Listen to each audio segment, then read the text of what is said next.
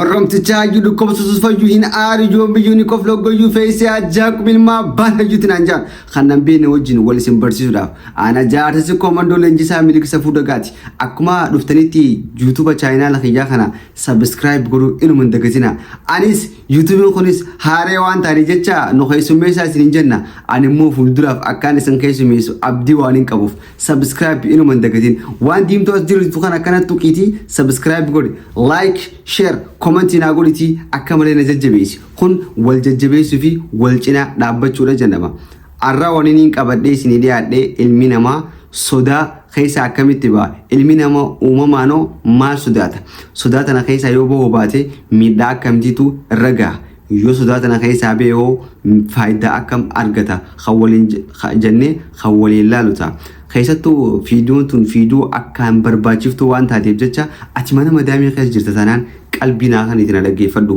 warri mana madaamii keessa jirtan haasawnu kun baay'ee isin barbaachisa waan ta'eef qalbinaa kan itti qalbina dhaggeeffadhu haasawnu kun si barbaachisa YouTube kana isin barsiisuudhaaf yaada saayinsawaa ta'e tokko isin wajji wal qoddachuufin YouTube channel kana bane waan ta'eef akka isin share na gootanii hiriyoota keessan irratti afeertanii subscribe na goosistanis abdiin qaba isin abdadheetiin dhufe nama biraa tokko abdadhee waan miidiyaa kana irra dhufanii jecha ilmi namaa uumamaan sodaa qaba sodaan kun kan uumamaan nu keessa jirtudha sodaan tun ammaas kan nu keessa jirtuuf nu fayyaduudhaaf nu tajaajiluudhaaf malee nu miidhuuf miti garuu irra guddaan keenya hubannoo dhabuudhaan beekumsa gahaa ta'ee fi nama waan kanarraa nu barsiisu dhabuudhaan akka sodaan tun nu miidhu gooneeti akka isin nu miitu of goonee wajjin jiraachaa jirra fakkeenyaaf ilmi namaa uumamaa wanni inni sodaatu waa lama bakka nagiyaa bakka jiru keessa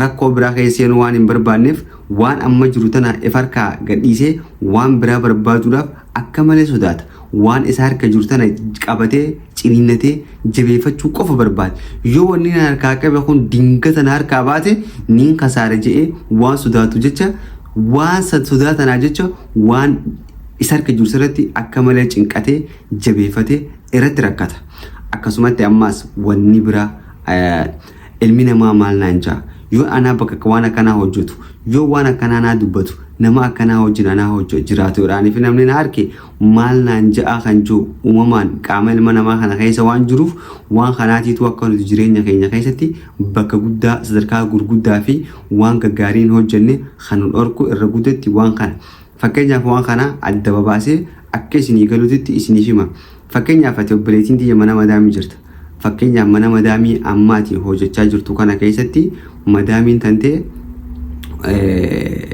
nyaata gahaa siif hin kennitu mindaan isin si kafaltu gaxaanaadha akkasumatti gishee takka jechoota si aarsan yookaan immoo jechoota kabajaa keetu kan fayyadamti si galee nyaata gahaa argachaa jirtu garuu mana kana keessaa baatee hojii biraa argachuu ni sodaatta sababni ati hojii biraa sodaatuuf maaliif yoo mana kanarraa gabbee hojii biraatiin barbaadee yoo mana kanarraa bee hojumatan odaaniif hin dhabee hoo akkamiin tahaa yeroo son keessatti rakkoon na qunnama rakkoon na mudata yoon hojii biraa dhabe akka malee rakkadhaa jettee waan sodaattu jecha bakka amma ati keessa jirtu kana keessatti gabrummaa kana taqabbaltee akka ati jiraattu sitirqisiistee jechuudha. Hawaan kana si godhu jiru maali sodaan san waan ni tahaa fi hin tahuu isaa ati ergixanyaatti hin taane takka of keessa qabatteeti sodaan san wajjin asaqaayyaamte sodaan sun gabaras gootee si jiraachisti fadhii kan keetiin ala si jiraachisti wanni kun uumamaanii qaama keenya keessa hormoonii keenya keessa jira wanni kun waan uumamaan jiru garuu sodaa kana injifannee bira dabaruu baanne injifannee yudhaan firraan tarkaanfachuu baanne inuma rakkoo nuti amma keessa jiru kana keessa bahu inuma hin dandeenyu fakkeenya biraa ammaas akkasii galutti fakkeenyaaf ati jaalallee qabda yookaan ammoo abbaa manaa qabdaa jennu abbaan manaa yookaan ammoo jaalalleen kan keessan maallaqa ati mana arabaa kana keessa daleedu akka barbaadetti sirraa fuudha si harkaa fuudha sirraa nyaata jaalallee kisiin kannu gaafa dhiyaate isa wajjin haasoo isa wajjin taphachuu barbaadallee inni wahuma maallaqaa si gaafata garuu jaalalleen kan kee kun jireenya kan kee keessatti akka miidhaa sirraan gahuu jiru dhibbaa dhibbatti amanta.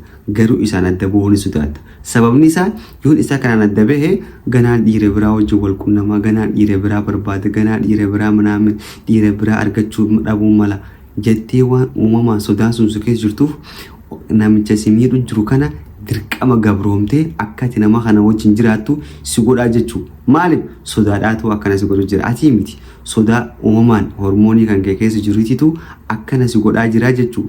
Yoo sodaa tanaati injifattee keessaa bahuu baatte sodaan tun miidhaa ajaa'ibaa sirraan geessisuu dandeessi jireenya kan kee keessatti. Bakka ati miidhamte keessatti akka ati bakka san keessa gabroomtee nama saniif gabra taatee mataa kee qabattee gisee hunda akka ati iftuffattee jiraattu si godhaa jechuu. Kanaafuu sodaan tun uumamaan waan taateef jecha sodaa kana injifachuun barbaachistuu akka taate hubattanii jireenya keessan keessatti tarkaanfii dhugaatii fi tarkaanfii sirrii akka fudhattan arrarraa eegaluudha qabdan. Jireenya keessan keessatti sodaan hin barbaachistu. Jaalalleen kan kee kan inni kabajaa siin kan hin olaanifite, kan inni maallaqa kan keessarraa nyaatu olaanifite, akkasumattuu namni ati amma wajjin jiraachaa jirtu kun jireenya kan kee keessatti nama siin barbaachisne ta'eesit mul'annaan ati na amani nama san dhiisiitii biraa deemi. Dhiisuu murteessi. Godhaanifeeti tarkaanfii fi ejjennoo mataa keetii haayyattee irraan tarkaanfachuu baatte miidhaan guyya guyyarraan wagga waggarraan baati baatirraa si dabalaa deemu malee sirraa qannasaan deemu. Bakka waagaan kan kee itti hin mul'anne keessatti sababa sodaa kanaa jettee yoo ati jiraachuuf kan dirqamtu taate miidhaa guddaatu sirra gaha. Kanaafuu miidhaa kana keessaa bahuun baay'ee barbaachisaadha. Yoo dhaanifeeti miidhaa kana keessaa baate bu'aa akka margata kan jiru kan wal ilaalu ta'a. Fakkeenyaaf ati mana madaamii keessatti maallaqa argachaa jirtu kana of qabdee maallaqa argachaa jirtu kana wayin hojjechuu barbaadda. Wanni ati hojjechuu barbaaddu maali? Mana tokkoon hojjechuu barbaadda. Maallaqa kana eenyutti amanta? Eenyutti amanta maallaqa kana? Amma okay obboleessi kiyyaas kana faamiliin kiyyaas kana mee eenyutti amana jettee bakka dirqama nama tokko akka amanuu qabdu murteessita. Nama kana keessaa qorattee eenyutu nama hojii kiyya kana na hojjechuu danda'a jettee nama tokko qorattee amantee nama kanatti hamma ati bira hin jirretti qabeenya kan kee kana invest godhudha. Fakkeenyaaf mana tokko bitta. Mana tokko amata kana keessatti yoodhaan fi miliyoona 3 yoodhaan fi bitte waggaa dhufammoo miliyoona 6 gurgurachuu akka dandeessu eega qoratteen booda amma maal murteessita? Yoom qabeenya kiyya kanaan immoo mana kanatti invest godhee manni kun rakashe eeggatiin itti baasa kanaa hunaa baasuu dhabe niin kasaaramoo akkam kasaaroora maallaqni kan yoonaa taa'ee irranaan jiru jettee sodaachuu dhiistee lakki yoodhaan fi nama amata kana akkana bitee maallaqa hangana argachuu hin danda'a rakkoon qabu bakka waan kana godhuun qabattee sodaa kasaaraa sodaachuu san dhiistee yoodhaan fi qabeenya kan keessanitti invest gootee inshaallah qabeenya kan keessaniin manni san dachaadhaan dabalee gatii itti yaadde kanaa olitti gurgurachuu dandeessaa jechuudha. Kana maal injifattee jedhamta? Takkaffaa kasaaraa sodaachuu san injifatteeti injifannoodhaan of qabdee irraan tarkaanfattee akka ati waan kana hojjette waan taate jecha ni milkooyta. Akkasumatti mana madaamii keessatti gaafa madaamiin son mindaa kan kee gahaa sii kafaluu dhiiste bakka sila amma ati akkanatti arrabsamaa nyaata gahaa argachuu dadhabdee kabajaa itti dhabdee mindaa gahaaleen itti sii kafalamaan jirre kana yoodhaan fi ati wanta itti miidhamutti jira bakka kana keessatti rakkadhu jettee yoodhaan fi mana kana keessaa baatee dalagaa biraa barbaaddatte na amane dalagaa kan kana caalu argatta. Mindaa kanaa olitti argatta. Takkaffaa ati mana kanarratti ispiraansii argattee jirta. Mana kanatti ogummaa hojii argattee waan jirtu ispiraansii waan qabduuf karaa qalaadhaan hojii argachuu dandeessa. Kanaafuu ati yoo ati mana kanaa baate mindaa gaarii akkamitti akka argachuu qabdu akkasumatti illee hojii akkamitti argachuu qabdu qofatti yaaduu si barbaachisa malee mana kana keessa yoo gabbee hojii biraa dhabeetiin asitti alatti darbamee hafeettee sodaachuu inuma hin qabdu.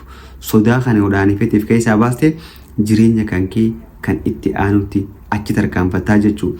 Fakkeenyaaf abbaa mana keetii kan si miidhaa jiru, kan si rakkaa jiru, kan si cunqursaa jiru, kan qabeenya kan kee kana si keessaa sirraa akka malatti taphachaa jiru. Ayyoon isaa kanaan adda beekana nama biraan argatu namni biraan hin jaalatu itti waan sodaachaa jirtu qofaa fi nama kanaaf fadhii kan keen ala gabroomtee wajjin jiraachaa jirta. Inni kun si miidhu jira.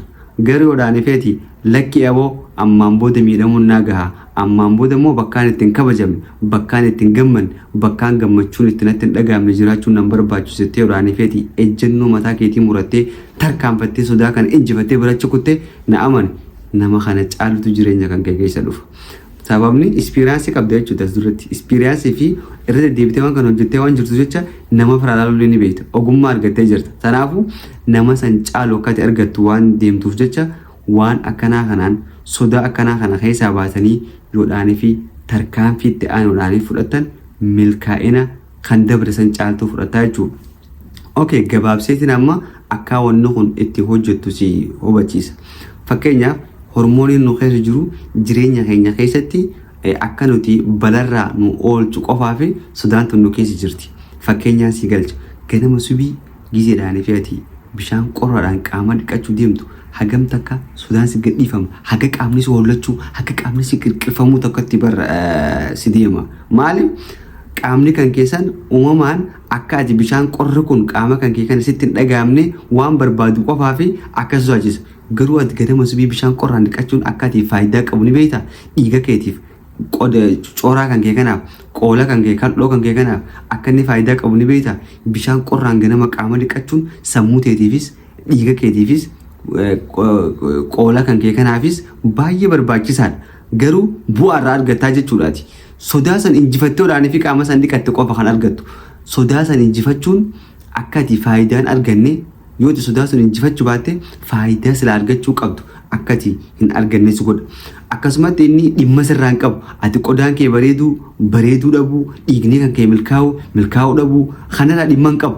Hormooniin keenya yeroo san keessatti qabbana san jalaa nu oolchuu qofarra dirqama qaba. Saniif inni qaamni keenya akkasitti nu hollata akkasitti nu rifata nuti qodaan keenya nu bareedu nuti dhiigni keenya nu hojjechuurraa dhimma inni hin qabu. Inni waan inni dhimma irraa qabu zaa ammaa kana keessatti sodaan qabbanti sun akka nutti dhagaamne qabbana san jalaa najaa nu baasu qofa waan barbaaduuf.